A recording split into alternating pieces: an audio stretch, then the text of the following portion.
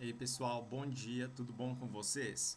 Hoje nós estamos começando aqui a semana 4 do PET 4 e o tema aqui hoje é a interseção de um plano em sólidos geométricos. Então o que a gente vai ver aqui hoje é mais questões onde a gente vai realmente ter que analisar, ter que avaliar, nem tanto questões que envolvem cálculo não. É mais para a gente poder falar. Dá para fazer isso? Não dá para fazer isso? Vamos tentar ver então cada um dos exemplos que eu trouxe aqui e fazer essas análises aqui uma a uma. Vamos já começar então com uma questão do Enem de 2016. A questão é a seguinte: é comum os artistas plásticos se apropriarem de entes matemáticos para produzirem, por exemplo, formas e imagens por meio de manipulações. Um artista plástico, em uma de suas obras, pretende retratar os diversos polígonos obtidos pelas interseções de um plano com uma pirâmide regular de base quadrada. Segundo a classificação de polígonos, quais deles são possíveis de serem obtidos pelo artista plástico? Então, a gente tem que lembrar o seguinte, que o artista plástico que ele vai mexer com uma pirâmide regular de base quadrada.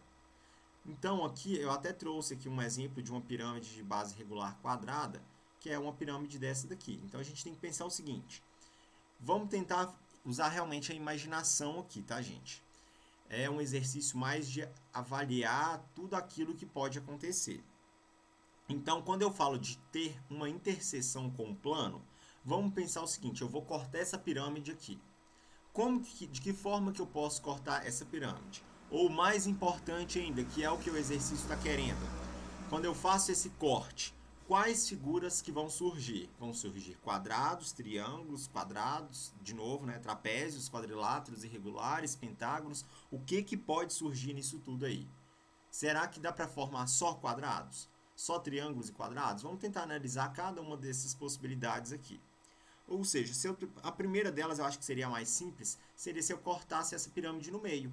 Então vamos pensar, se eu cortando aquela pirâmide no meio, aquele corte vai ter uma base aqui e a pontinha da pirâmide aqui em cima. Ou seja, a figura que vai ficar ali certinha vai ser qual figura? Vai retratar a base da minha pirâmide. No caso, é uma base quadrada, então nós teremos quadrados.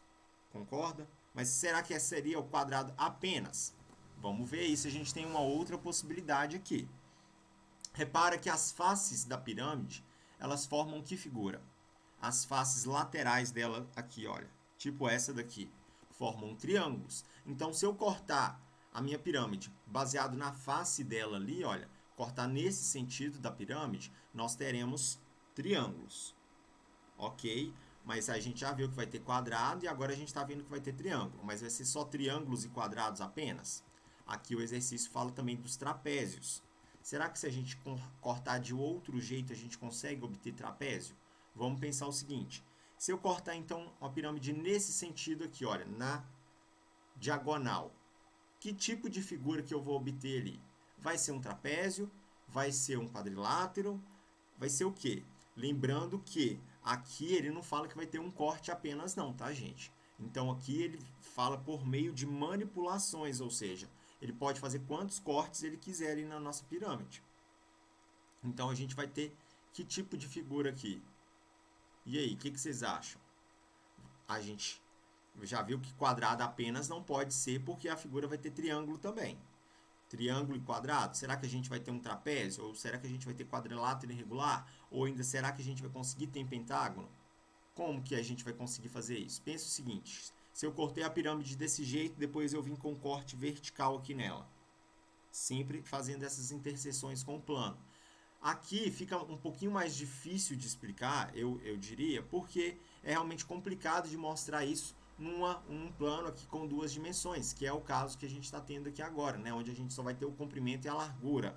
Então, quando a gente tem a figura mesmo na mão, que a gente consegue pegar a figura e realmente ver aquilo, todas as possibilidades que está acontecendo, eu acho que fica mais fácil. Já adianto para vocês que não é também a letra B. Nós teremos mais figuras aqui. A letra C, só trapézios, quadrados e triângulos? Também não. A letra D? Também não. A alternativa correta aqui é a letra E. Nós conseguiremos formar várias figuras. Pensa o seguinte: quantos pontos que nós precisamos ter para ter um triângulo? Triângulo nós precisamos de 3 pontos. Quantos pontos nós precisamos para ter um quadrado, um trapézio ou qualquer outro quadrilátero irregular? Tudo isso aqui é figura de 4 pontos, ou seja, 4 vértices, né? E no caso do pentágono, nós precisamos de 5 pontos. E todos esses pontos aqui na nossa figura nós conseguimos ter. Então, aqui é a opção correta, independente do corte que eu fizer aqui, eu posso ter corte com 3 pontos, corte com 4 pontos, ou ainda corte com 5 pontos diferentes, esses pontos representando os vértices de cada uma dessas figuras. A alternativa é a opção correta. Não entendeu? Ficou meio na dúvida ainda? Me manda mensagem lá no WhatsApp, me manda a sua dúvida lá que eu vou esclarecer sua dúvida por lá então. Já o nosso exemplo 2 é o seguinte: Lucas disse que cortou um cone circular reto por um plano paralelo à sua base e perguntou qual figura plana ele tinha encontrado. 4 colegas desenharam as figuras a seguir. Então a Ada fez uma figura desse jeito aqui, a Beatriz fez um círculo, o Renato fez algo oval e o Saulo fez um triângulo, aparentemente um triângulo equilátero ou quase isso. Quem que fez o desenho correto? Será que alguém acertou a figura? Então vamos pensar o seguinte, um cone. Pensa aí num cone, tipo esses cones de rua mesmo. Aquela figura ali, o nome dela é cone, não é à toa, porque ele representa realmente o cone ali.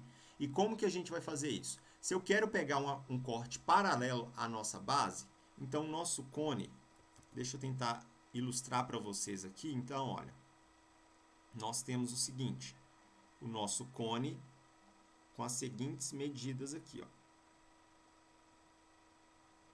E aqui ainda nós temos um meio círculo.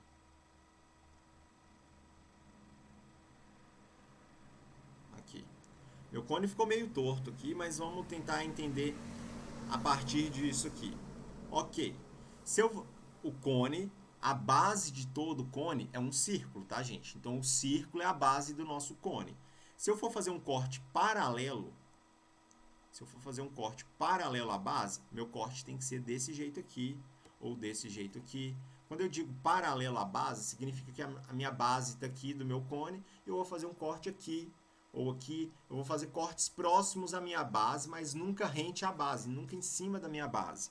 Então, se eu partir o cone, é como se eu estivesse realmente partindo o cone ao meio ali de uma forma paralela, onde todos os pontos aqui eles vão ter as mesmas distâncias, todos os pontos do meu corte até a minha base aqui, eles vão ter sempre as mesmas distâncias, pegando sempre as distâncias nesse sentido aqui, tá? Na perpendicular.